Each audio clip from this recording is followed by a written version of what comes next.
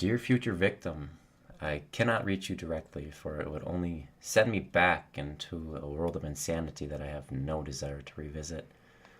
But I can hope that you might come across this letter and learn that there are always two sides to every story. You have been told one. Well, here's the other. I hated you. I watched you run off with the love of my life, happily and shamelessly showing the world what you had done.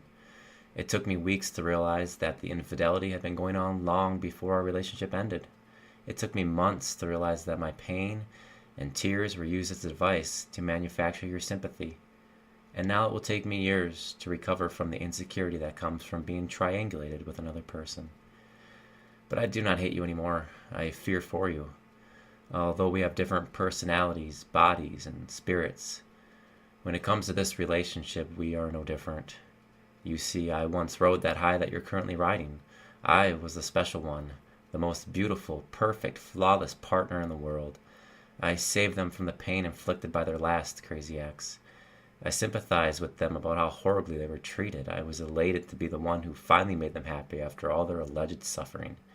They were fascinated by me. They spent every waking moment texting me and showering me with attention. Does this sound familiar? One must wonder in this short span of time how I suddenly became crazy, bipolar, jealous, needy, clingy, abusive. How did that happen? Is it really possible for a person to go from flawless to horrible in the blink of an eye?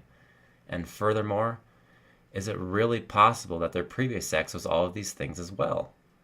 And what about the ex before that? The common denominator has been startlingly clear. For so long, I punished myself. I truly believed that I deserved my pain. Something must be wrong with me, I thought, in order for them to run off into the sunset with another person. But then I realized I was once that person. I was you. And because of that, I understand that I can never save you from this nightmare.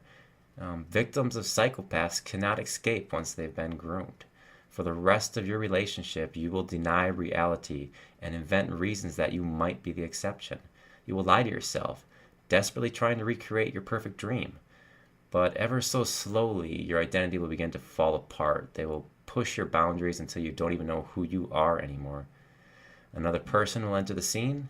It is inevitable in relationships with narcissistic predators. You will be strung along for as long as possible, as I once was.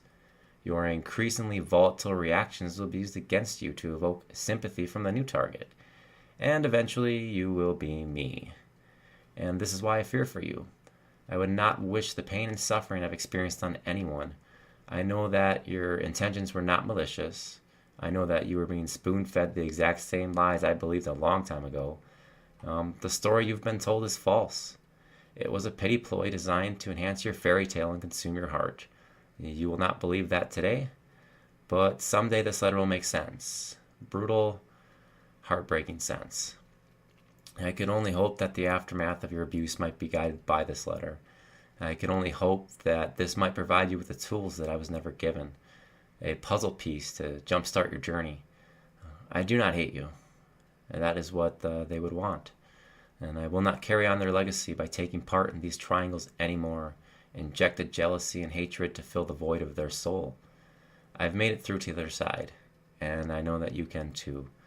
Please have the same empathy for the person who replaces you. We can only ever stop the cycle of abuse with compassion for one another by recognizing that all human beings deserve to be treated with respect, kindness, and honesty.